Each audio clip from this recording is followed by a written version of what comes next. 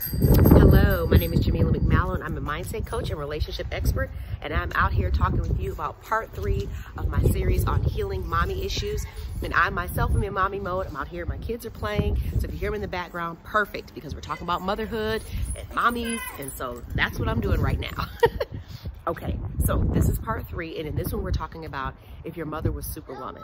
Now, if your mother was Superwoman, what this taught you was several things. One, if she was married to your dad or maybe your stepdad, and she was the one who was doing everything around the house and was really productive and was always working and sacrificing and never really allowed to complain or just didn't complain, it was just like she just did everything for everybody, then what that showed you was that you too had to be perfect in every way and put everyone else ahead of yourself, and that you really weren't allowed to sit and relax, because if you were, then that's like being lazy, that's not being productive. You know, it's all these negative connotations when it comes to you putting yourself first, when it comes to self-care, anything of that nature. And if you have children, then this is amplified because they legitimately need your help, right? They legitimately need your care. But if this was your example, and not even just your example, but if she was Superwoman, then she taught you, no doubt, by her rules and her words, that you had to do things a certain way.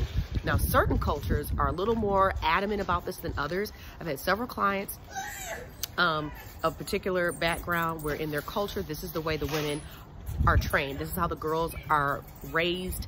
They're raised to care for the domestic duties. They kind of serve the men, and they're taught to always be cleaning and cooking or whatever, and this is just the way it is. And somehow they're just supposed to be happy with that. And my client, when she came to me, she felt like she always had to be, what she said, productive. She wasn't allowed to rest or relax. And a large part of our work was just getting her to like schedule in time to sit down and binge Netflix so she could take a breath. She ran herself ragged, you know, had developed an eating disorder, all these different things because of her pursuit of trying to be perfect. And that's what can happen when your mom was Superwoman. Now, if your mom was single and Superwoman, meaning she was this independent woman who was doing everything for the family, for herself, then what you saw there, what messaging you may have taken from that is that you can't, you know, you need to be able to do everything for yourself. You should never have any reason ever to depend on a man for anything, because they're just going to leave you. They're just going to do this and that. And so she may have ended up independent and alone and having to handle everything by herself because of your father abandoning the family, leaving the family, divorce, whatever. Or maybe she was always a single mother. Whatever the case was, if she modeled for you that strong, independent behavior, it has served you well, yes, because you are financially responsible, financially independent, all these amazing, incredible things. However, when it comes to being in a partnership, in a relationship with a man, you struggle because you don't know how to relinquish control of everything. And even if your mother was married and was the same way, just super duper productive. So if your mom was married, you know, whether to your dad or your stepdad, and she was doing everything around the house, it could still be the exact same scenario where you feel like you have to do everything and wait on your husband hand and foot. And he may not even be asking or requiring or desiring or having an expectation of you doing all these things. It's just you feel like that's what you need to be doing, and so you're doing too much. And then you get angry and resentful at him because he doesn't act like he's so grateful or so thankful, that you feel the need to just do all things and be everything for everybody when it has nothing to do with him. That way of thinking and being predated him.